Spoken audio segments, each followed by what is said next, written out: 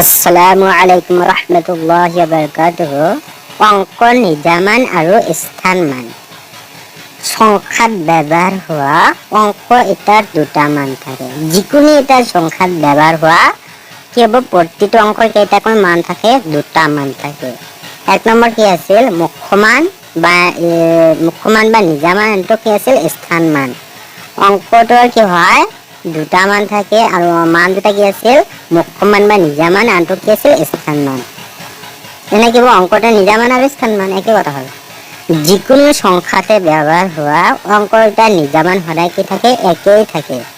যিকোনো এটা সংখ্যাত ব্যৱহাৰ হোৱা অঙ্ক এটা নিজামান বা মুখ্যমান কি হয়, অঙ্কটোৰ সৈতে কি হয়, একে হয়। যেনে কি হ'ব, একৰ মুখ্যমান বা নিজামান কি হ'ব, এক হ'ব। দুইৰ মুখ্যমান বা নিজামান কি হ'ব, দুই হ'ব। তিনিৰ মুখ্যমান বা নিজামান কি হ'ব, তিনি হ'ব। চাৰিৰ মুখ্যমান বা নিজামান কি হ'ব, চাৰি হ'ব। পাঁচৰ মুখ্যমান বা নিজামান কি হ'ব, পাঁচ হ'ব। ছয়ৰ মুখ্যমান বা নিজামান কি হ'ব, ছয় হ'ব। সাতৰ মুখ্যমান বা নিজামান কি হ'ব, সাত হ'ব। আঠৰ মুখ্যমান বা নিজামান কি হ'ব, আঠ হ'ব। নয়ৰ মুখ্যমান বা নিজামান কি হ'ব, ন হ'ব। আৰু শূন্যৰ মুখ্যমান বা নিজামান কি হ'ব, শূন্য হ'ব। তেনেহ'লে আমি দেখিলো যিকোনো এটা সংখ্যাত ব্যৱহাৰ হোৱা অঙ্ক এটাৰ মুখ্যমান বা নিজামান কি হয়, অঙ্কটোৰ সৈতে কি হ'ব, একে হয়। অঙ্ক এটাৰ নিজামান অঙ্কটোৰ সৈতে সদায় কি হয়, একেই। কিন্তু নিৰ্দিষ্ট অঙ্ক এটাৰ স্থানমান সংখ্যাটোত ইয়াৰ স্থান অনুসৰি কি হ'ব, ভিন্ন হয়। আৰু স্থানমান কি হ'ব, তাৰ অৱস্থান বা ঠাইটো কোনটো স্থান অধিকাৰ কৰি আছে তাৰ ওপৰত নিৰ্ভৰ কৰে। মানে অঙ্কটো একক স্থান অধিকাৰ কৰি আছে, না দশক স্থান, না শতক, না হাজাৰ, না অযুত, না লাখ, না নিযুত, মানে কোনটো স্থান অধিকাৰ কৰি আছে অঙ্কটো, তাৰ ওপৰত কি হ'ব, স্থানমান কি হ'ব, নিৰ্ভৰ কৰে। সংখ্যাটোত অঙ্কটো কোনটো স্থান আছে বা কোনটো স্থানত আছে তাৰ ওপৰত কি হ'ব, স্থানমান নিৰ্ভৰ কৰে। যেনে কি হ'ব, এইটো এটা সংখ্যা হয়, সংখ্যাটো কিমান আছে আমি কেনেকৈ গুণিম, সফালৰ পৰা গুণিব লাগিব সদায়। আমি যদি বাওঁফালৰ পৰা গুণি আহোঁ যিকোনো এটা সংখ্যা, সেইটো নহ'ব। আমাক কি কৰিব লাগিব, সদায় সফালৰ পৰা গুণিব লাগে।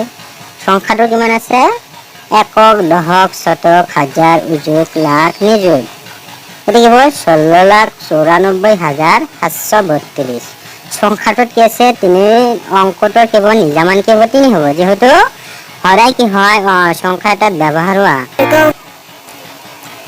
যেনে 16,94,732 সংখ্যাটোৰ তিনি, অঙ্কটোৰ কেৱল নিজামান সদায় কি হ'ব, তিনি হ'ব।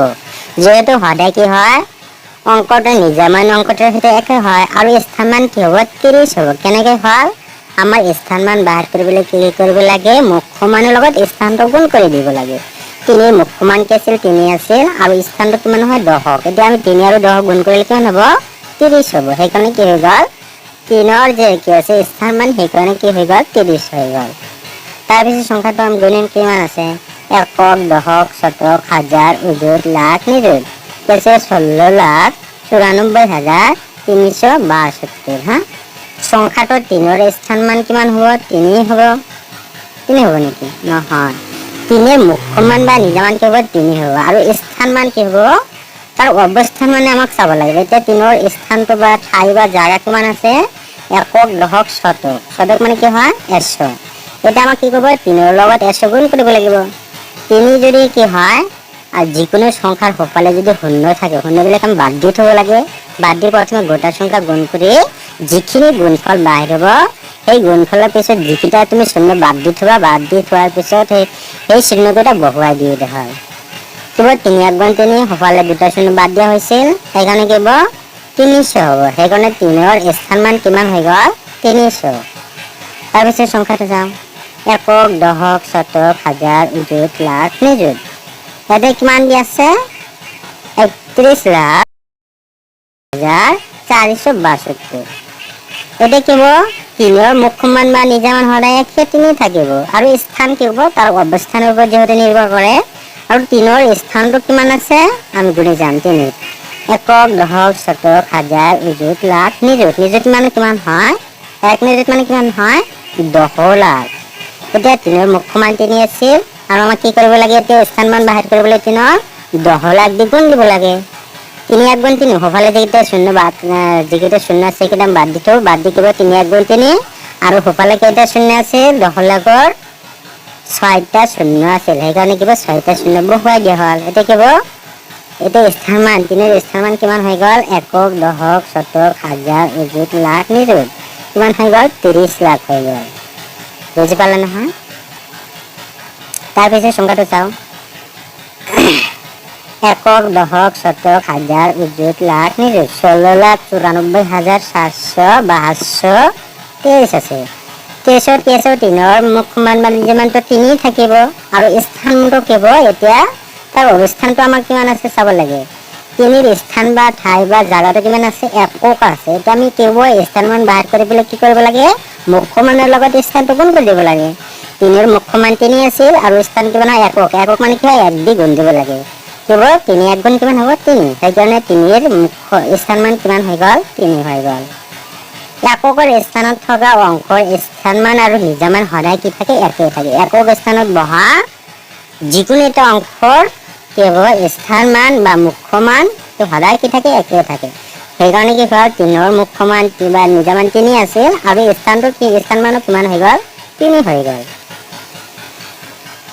দশমিক পদ্ধতিত স্থানবোৰ হ'ল, আমি যে দশমিক পদ্ধতিৰ সংখ্যা ব্যৱহাৰ কৰোঁ তাৰ যে স্থান আছে সকলোৰ পৰা কি হয়, একক, দশক, শতক, হাজাৰ, অযুত, লাখ, নিযুত, কোটি আৰু তাৰ বাওঁফালৰ স্থানবোৰ এইবিলাক কি হয়, দশমিক পদ্ধতিৰে যদি সংখ্যা গণনা কৰোঁ, এই সংখ্যা গণনা কৰাৰ কি হয়, স্থান হয় সোঁফালৰ পৰা কৰিম। একক, দশক, শতক, হাজাৰ, অযুত, লাখ, নিযুত, কোটি, দশক কোটি, এশ কোটি, হাজাৰ কোটি কিয় তাৰ বাওঁফালৰ স্থানবোৰ আৰু সোঁফালৰ স্থানৰ পৰা বাওঁফালৰ স্থানলৈ অংকবোৰৰ স্থান মান একাধিক্ৰমে 10 গুণকৈ কি হয়, বাঢ়ি যায়। সোঁফালৰ স্থানৰ পৰা বাওঁফালৰ স্থানলৈ অংকবোৰৰ স্থান মান একাধিক্ৰমে কি হৈ যায়, 10 গুণকৈ কি বাঢ়ি যায়। একক স্থানৰ অংকতকৈ যে দশক স্থানৰ অংক আছে সেইটো কিবা 10 গুণ বাঢ়ি যাব। এতিয়া দশক স্থানতকৈ কিবা শতক স্থানৰ যে অংক আছে সেইটো কিবা 10 গুণ বাঢ়ি যাব। শতক স্থানত হাজাৰ স্থানৰ যিটো কি আছে অংক আছে সেইটো কিবা 10 গুণ বাঢ়ি যাব। এনে কি হয়, সোঁফালৰ পৰা বাওঁফালে কি হয়, 10 গুণকৈ বাঢ়ি যায় আৰু বাওঁফালৰ পৰা কি আছে সোঁফালে সদায় কি হয়, 10 গুণকৈ কি হৈ যায়, হ্ৰাস হৈ যায় বা কমি যায়।